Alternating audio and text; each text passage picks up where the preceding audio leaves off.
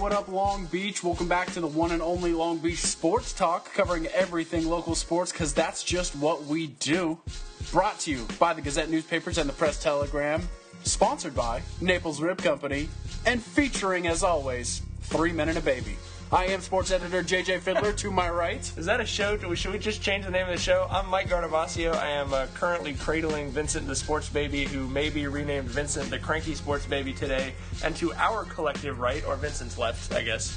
I'm Tyler Hendrickson. They said 22s wouldn't fit, but they liars. And make sure it's playoff time, so make sure that you get out and follow us on Twitter at PT Gazette Sports, because it seems like every day we're dropping playoff set scores, quarter scores, something, as well as tweeting breaking news, articles, all that kind of stuff. It's the best place to know that you are keeping up with the best local coverage around. And there is a lot to keep up with right now because it is playoff time, like Tyler said. We're going to get to football and everything else in just a second. Stick around. Long Beach Sports Talk coming at you.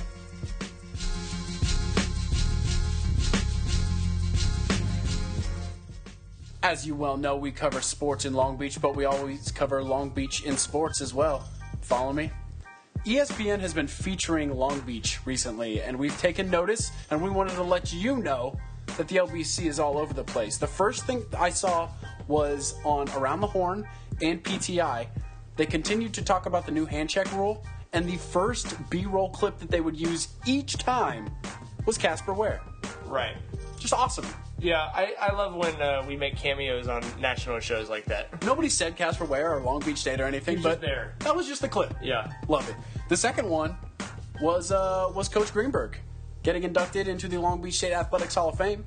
He is an ESPN analyst, so they put it as one of their top 10 plays of the night. Neil Everett announced the top 10 plays. As you may know, Neil Everett, a huge fan of Long Beach State, and he dropped Go 49ers on the top 10. Very nice. And then I would add on top of that a shout out to Long Beach State volleyball booster extraordinaire Gary Little, who I believe is the person who introduced Seth, but he was on the clip too. I saw that on his Facebook the next morning. He did probably what any 17-year-old kid would have done.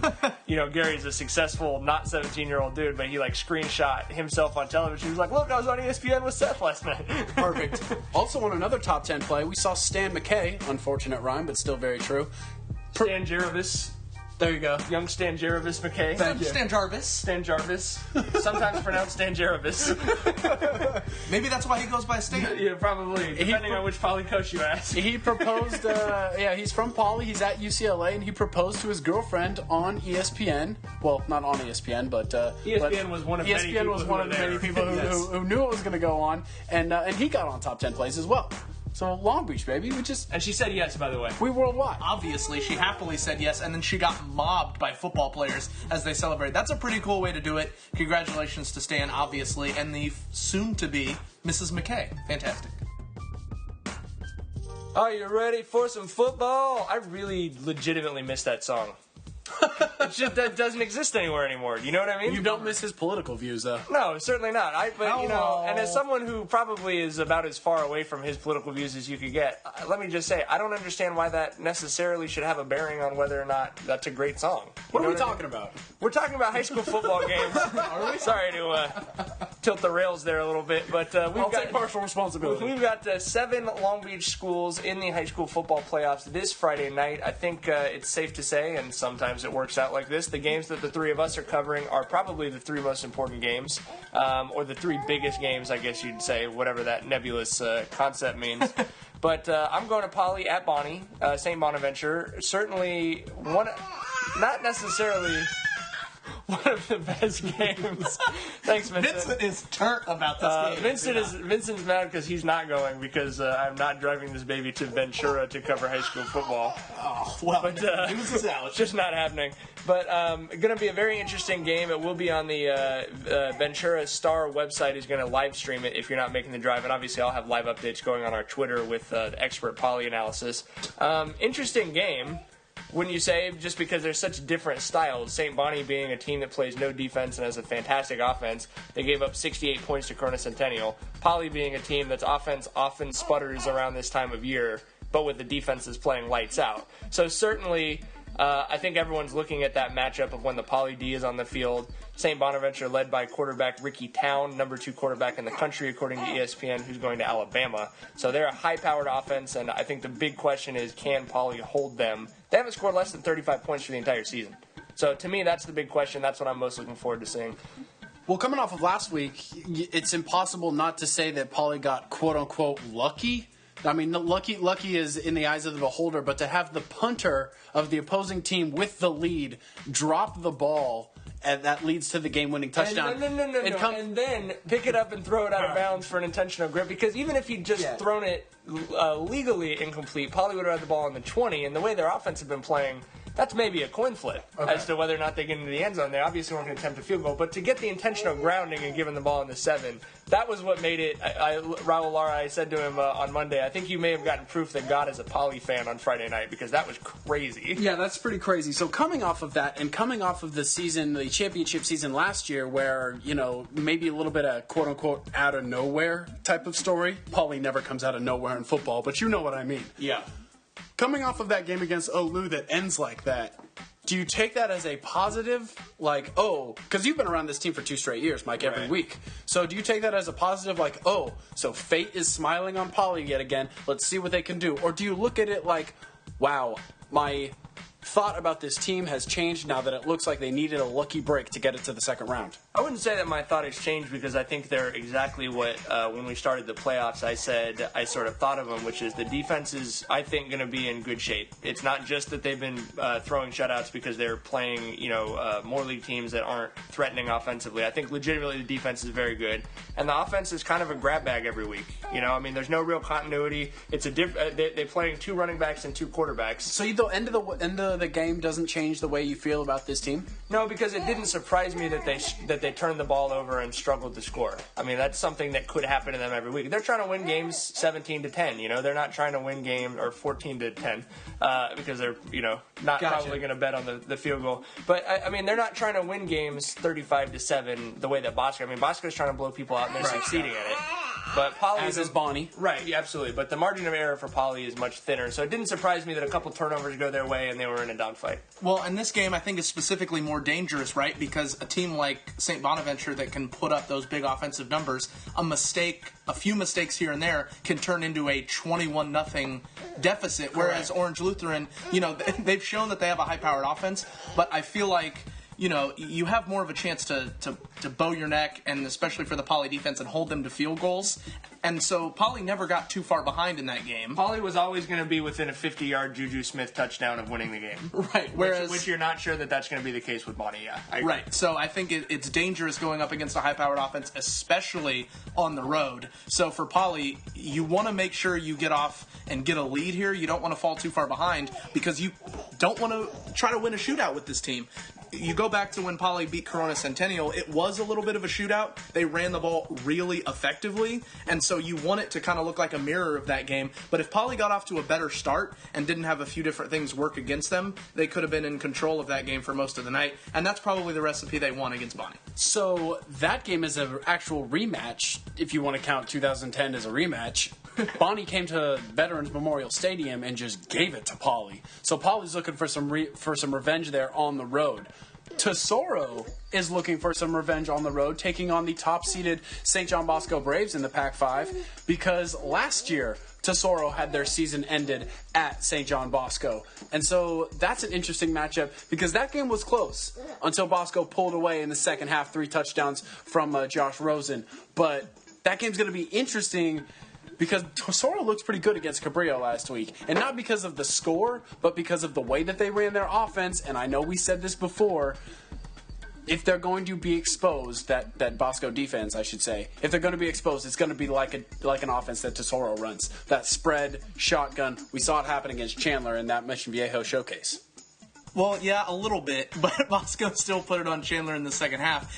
I'm not saying they've lost a game this year. No, I'm just saying. I mean, I understand where you're coming from, and we want to, hype things up and give reason that, the outcome isn't guaranteed, because it certainly isn't, but just don't really see it. I mean, we talked about from the start of the bracket how favorable this road was for Bosco, and this was the matchup that was going to continue to be favorable. It's going to be, a packed house up in the Flower, and they're going to be hyped to go. And unless they just come out with a complete mental lapse looking too far ahead in the playoffs, I just think between how stout their defense has been and how just unbelievably explosive their passing game has been, specifically to the record-setting, not setting, and now tying Shea Fields, they're going to be all right. Yeah. We've got breaking news here. The game's not actually going to be in the Flower. It's going to be at Vet Stadium on Friday night. What does that mean for Los Al? That's right. Los Al's on the road against Fullerton. Do they? Do they play both of those on the road? So they got two. Yes. Isn't it classic that Los Al plays 2 road games to start the playoffs after playing 7 straight road games this year? I guess it's nothing new for the Griffins, right? It's been a weird year. It's been really weird. Yeah, It's been really weird. yeah. Speaking of weird/awesome, Norwalk and Dominguez in the Southeast Division is the game that I'm going to, and it is a clash of very similar styles. These two teams have combined to throw the ball less than 50 times this year, and they've combined to run the ball for almost 10,000 yards. It's pretty crazy, and it could rain as well. So that game is going to be Friday at 7 o'clock at La Mirada High School. Norwalk, the undefeated champions of the Suburban League. Dominguez coming out of the San Gabriel Valley League that was very competitive. I saw a Dominguez team beat Paramount without throwing a single pass this year. So it's going to be fun to watch. It's going to kick it old school out there at La Mirada. The double wing against the quote-unquote 10 blocking for 1 offense that Coach Donnerson runs over there with the Dons. It's going to be a lot of fun, and it's going to be a fast game. So keep up with the Twitter updates on that game because they could be coming fast and furious. No doubt. Now, those offenses a little bit different because Dominguez is going to give you more of the shotgun type, and that they're going to give you a little bit of the read option. Well, they will ask Aaron Fleming to take the snap, hand it off, and then go block, which is not something that Norwalk will ask because Norwalk does run that classic double wing. Well, and we'll see if someone will try to throw in some passes early and catch the other team off guard, but obviously you're going to see a lot of runs. You're going to see the ball spread out. Both teams give it to a lot of guys. Norwalk's got the quote-unquote guy that you would look at in Rashad Penny that's going to rack up a lot of the touchdowns, and he's the guy you want to key on. But we've talked about it all year. They've got other guys that they can hand the rock to, whereas I think Dominguez on any given night, whether it's Josh Ford, whether it's Keith Hairston, Miracle Kemp, any guy can kind of be a playmaker, so they have a little bit more even balance, whereas both teams do, give it to a lot of different guys. Yeah, other games as well this week. We've mentioned the Los Al games. Valley Christian, Avalon, Rancho Dominguez Prep. They're all going to be in action. You're going to find all of those live updates and coverage at the Press Telegram and GazetteSports.com. Is it November or is it Mustache November? No. I'm not talking about sports. That's fine, but that's not what I'm talking about. What is it officially? Movember? Yeah. So it's mustache November? Yeah. But then people also say, are you growing a November beard? I'm over here growing a Novec beard. Volleyball update Tuesday night. I was at Olu, and oh my goodness, it was quite the scene as the Los Al Griffins won in a very competitive sweep and move on to the championship game against Mater Dei on Saturday night late at Santiago Canyon College. And we knew the Griffins were probably going to have to get through a Lancer team. It wasn't the one we were expecting in Lakewood, but that was a very entertaining match and 2 of the best student sections you will ever see at a girls volleyball match. Well, entertaining to be sure. We don't really root, but we were definitely hoping for a Los Al Lakewood semifinal because they had played a couple times this year. They were 1-2 in the poll all year. We know both teams pretty well, so we were very interested in that matchup. But I think the matchup between Los Al and Orange Lou almost better prepared Los Al to then move on and take on Mater Dei in the championship because Olu and Mater Dei are very similar teams, both athletically and schematically, and they come from the same league, obviously, so they played each other a few times. So Dave Huber and those Griffins, who don't have a lot of time in between playoff games, now get a couple extra days, Tuesday to Saturday, to look at a few Olu-Mater Dei matchups and say, oh, so that's how this team that we just played the team that we're going to play next. Scouting so important in these championship games, and Mater Dei will have to see a very, very prepared Los Alamitos team on Saturday. Yeah, they seemed to be peaking. They had their scare against Miracosta, but they looked good.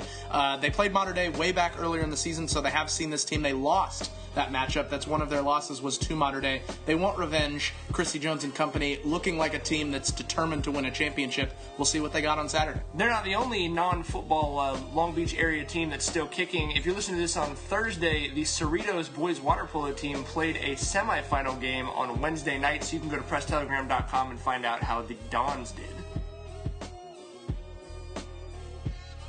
Novek beard is pretty funny, though. No, it's not. It sounds weird. It's exactly what it is, though. I don't give a look. I don't give. It's coming in. It's coming in. Exactly. Look at me. Look at me. Look at me. Have you looked up? Look at how patchy this thing lately? is. Look at how patchy this thing is. Where? It's up. It's up patchy. It's and then it looks like and a then Compton just Centennial and then athlete. just and it's then a just patchy neck beard. One of our favorite events every year is the Pack the Pyramid Challenge that the Long Beach State women's basketball participates in, not just because it's fun to cover a basketball game with that kind of an awesome atmosphere, because they do tend to pack that thing, but because it always benefits sort of a greater cause. This year, 50% of the proceeds from Saturday's 4 p.m. game against Loyola Marymount going to the Ronald McDonald House across the street from Long Beach Memorial. Actually, as someone whose family was offered the services of that house, I can tell you it is a wonderful thing for anyone who needs it, and certainly a cause worth supporting, in addition to a team worth going and seeing. So Saturday, 4 p.m., the Pack the Pyramid Challenge, obviously at the Pyramid, as the women's basketball team at Long Beach State is playing Loyola Marymount. with like a huge hole. Have you had your face like medically examined as to like why you can't grow? Is facial that hair or even a anything? thing? I have a hormone disorder. Yeah, is that even a thing, dude? That's not a thing. I mean, If that's a thing, we're obviously- wasting medical I'm technology just saying, at this obviously, point. given my personal life experience, it's just weird to me when I see people with like chunks of facial hair missing. It's like, are you not trying hard Well, enough? people who don't need glasses Should you think be it's weird that you wear glasses, Should you be dude. watering Some it? things just happen Yeah, that how you many don't have eyes any Should you control be over. singing to it? How many eyes do you or need? Using fertilizer. Yeah, how many of eyes do some you need? sort? 4 eyes. Greedy. Oh wow, Leave some for the rest of us. wow. Festivus.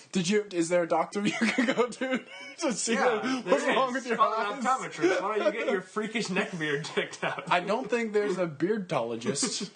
If there was one, you'd probably be it. So I covered the OBCC Desert home finale for the Vikings. Their homecoming game actually was the last game of the year. A little bit weird because it's like you come home and then the season's over. But something very strange happened in that game. He wasn't there. There was a brawl. You probably read about this. The game actually ended without technically being completed. It was cut 21 seconds short because a fight literally between the whole sidelines of both teams broke out, and they couldn't put the whole thing back together again. But what really ignited the fight, there was the usual end of game blowout, pushing and shoving, and then a Desert player did something I've never seen before, and with a 30-yard head start, did a flying jump kick into the back of an LBCC player. So we've got a screen cap of that. But we didn't have any video because I wasn't expecting in the last 21 seconds of this game for someone to do a flying jump kick. So we're going to reenact it using Vincent the Sports Baby. I have here my helper, Tyler, will be playing the part of the LBCC football player. I'm gonna fight. Okay, yeah. Okay, you need your 30-yard head start. So I'm like, generic fighting.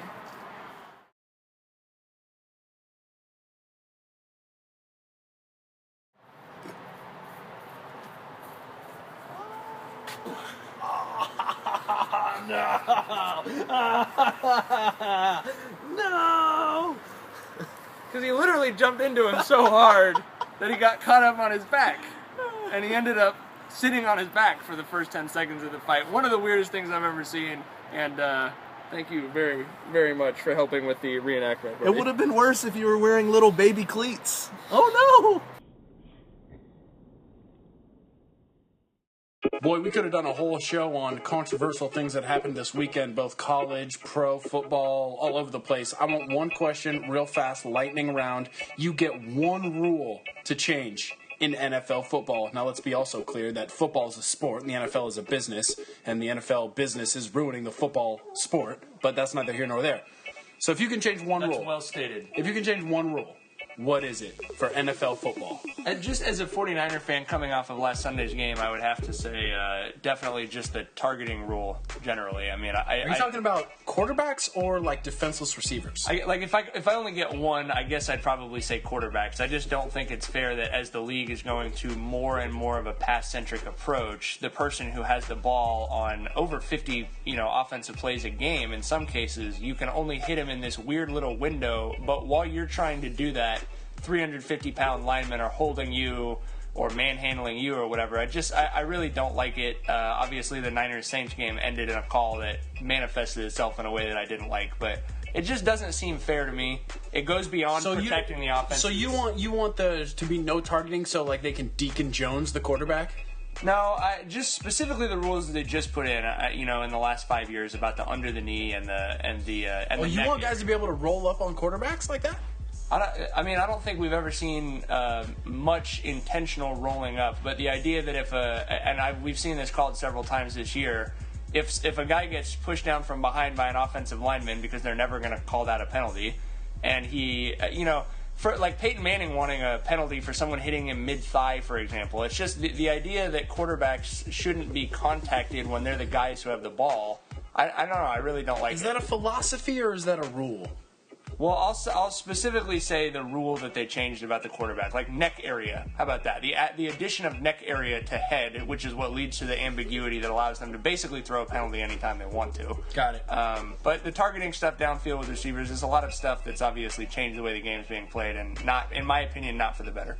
I would change the way the review is done. I don't think the head official needs to be the guy reviewing the play. I think they should do it like they do it in college, where you have a replay official. So by the time someone decides they want to challenge something, the review official has already watched the replay we've all watched at home. They know what the call is. Then they'll just notify the head official what the call is going to be, and then it's over. You don't have to wait for the old ref to walk over to the camera on the sideline or the monitor on the sideline and watch that thing over and over again. I think that'd make it much faster, and I think going back, I don't know if this is cheating or not, but I think going back to the 15-yard penalty, the personal foul stuff, like they do in college, they review it, and so they can decide whether that was a penalty or not on whether someone hit someone in the head, but I don't think they should automatically enforce the penalty like they do in college, and that ejection stuff is ridiculous. Yeah, I agree with that. I think you should that's like almost, there should be no debate about that. Yeah, well, you should give one coach's challenge. That's not, if you get it right, you don't get another one or anything like that. You just have one chance as a head football coach in the NFL to say, why don't you guys take another look at that?